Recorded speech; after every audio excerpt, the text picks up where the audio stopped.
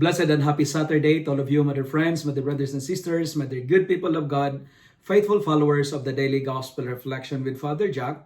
My dear kababayans, today is August 30, 2025, and today is Saturday within the 21st week in Ordinary Time, Year C. Today's Gospel is from the beautiful and the wonderful account of the Gospel of Matthew, chapter 25, verses 14 to 30. In a world filled with uncertainty, filled with doubt and fear, it is very easy to hide the gifts God has entrusted to us. Fear whispers lies saying, "You are not enough, it's too risky, better to play it safe." And like the servant who buried his talent in the parable, we can find ourselves holding back as well, guarding what we have instead of allowing it to grow. But God calls us to something greater, and that is to trust Him with our gifts, to risk them in love, and to release them for the service of His kingdom. Because every talent, every opportunity, every blessing is meant to be shared, meant to be multiplied, and used to bring hope to others, right? Multiplying God's gifts requires courage. The courage to act even when the outcome is uncertain. The courage to step toward when fear tells us, retreat, surrender, hide. It requires faith that God's grace can turn our small efforts into abundant fruit. Even the smallest act, when done in obedience and love, can grow beyond what we could ever imagine.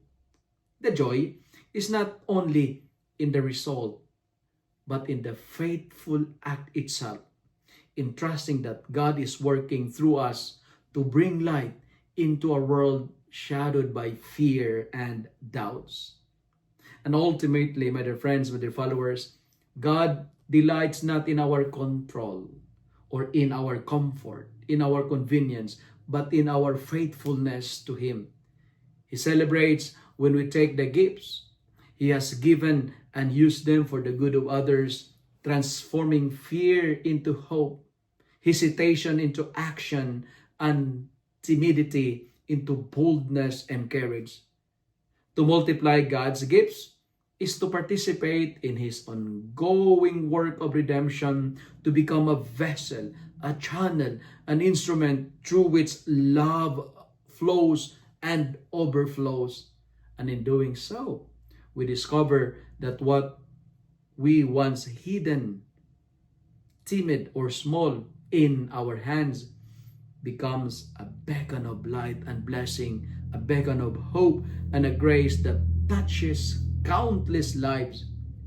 Fear may still knock at the door, but with God, every faithful step toward becomes a triumph of love, courage, and divine purpose.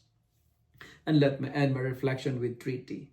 Today, we are asked to trust God, to place our hope in Him. Trust the Lord and say, "Lord, in you I put my trust." After you trust Him, second T, take into action. Do not be afraid, because God will deliver us. God will be our helper. He is the Emmanuel. And when you do that, the final T, you will end up triumphant and you can bless the whole world. If you love and like this reflection, kindly share it with your friends, share it with your family. Make the Word of God viral so that many will be blessed. Amen.